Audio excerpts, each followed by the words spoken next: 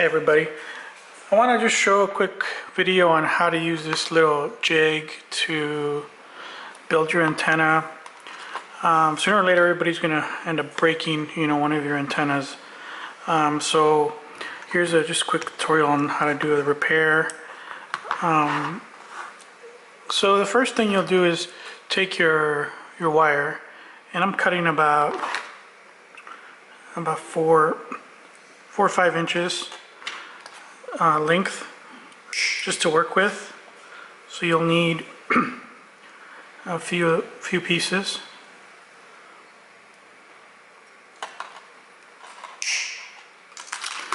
And this little jig, gets you the basic form.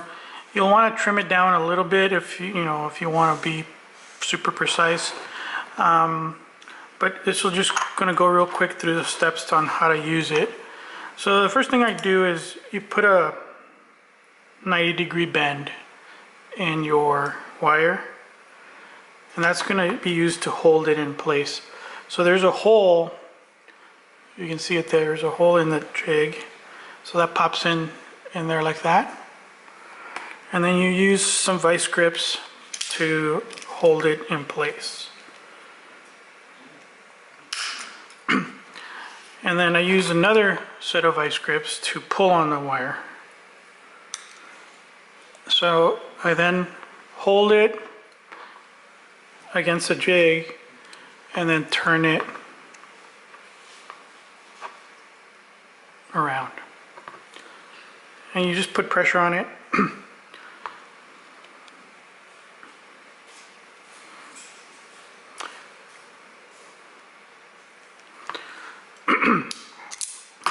So when you're done, this is what you'll have. Just a preformed shape. And there's a couple bends in the wire that you're left with. The first bend on the inside is where you want to cut it, and it's very gradual bend, but if you slide your pliers on it, you'll see it catch, and that's where you want to cut. And I cut off the 90-degree bend because I'm going to trim this a little bit further, just to get it a little more precise. But there's your finished piece.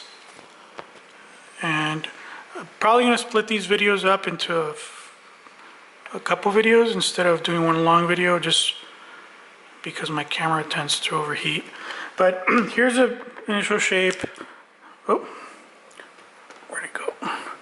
So there's the initial shape, and then here's one a little bit that I kind of reworked a little bit just to get it more precise. And what I mean is, the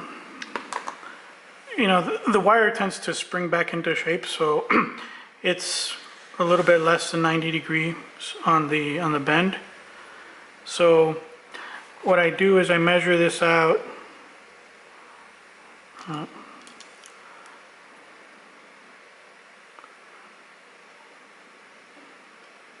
So I'm going to measure this out to about 13.25 millimeters.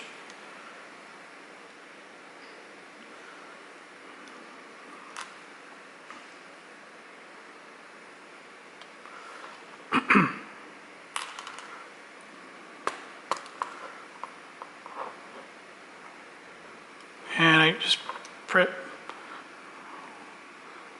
hold it in here in place, and then I trim off this little bit. And so it's about 1.4 millimeters or so from the original piece. And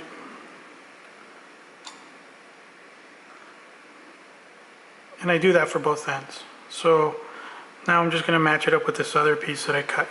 And I guess the one thing probably to do is just be consistent in all the pieces. I think that's probably the key to getting these things to work right.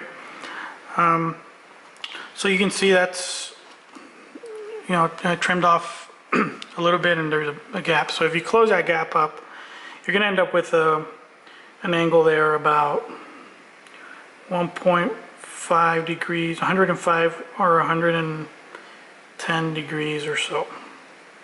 So there, that's what that looks like. So you do that for, you know, the lobes that you want on there, if you want 3 or 4 or 5, and then solder them on. I'm going to show you in the next video how to solder these on there. So we'll stop here and then split up the videos.